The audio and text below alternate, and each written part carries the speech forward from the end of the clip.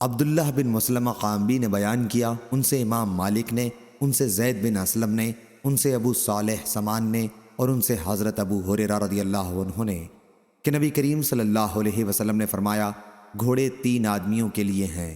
ایک کے لیے تو وہ باعث ثواب ہیں، اور ایک کے لیے وہ معاف یعنی مباح ہیں، اور ایک کے لیے وہ وبال ہیں۔ جس کے لیے گھوڑا باعث ثواب ہے، یہ وہ شخص ہے جو جہاد کے لیے اسے پالے اور چراگاہ یا باغ میں اس کی رسی کو جس سے وہ بندھا ہوتا ہے خوب دراز کر دے، تو وہ اپنے اس طول و عرض میں جو کچھ بھی چرتا ہے وہ سب اس کے مالک کے لیے نیکیاں بن جاتی ہیں، اور اگر کبھی وہ اپنی رسی توڑ کر دو چار قدم دوڑ لے تو اس کی لید بھی مالک کے لیے باعث ثواب بن جاتی ہے،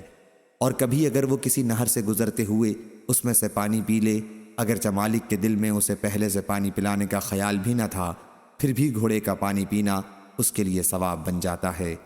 اور ایک وہ آدمی جو گھوڑے کو لوگوں کے سامنے اپنی حاجت پر پردہ پوشی اور سوال سے بچے رہنے کی غرض سے پالے،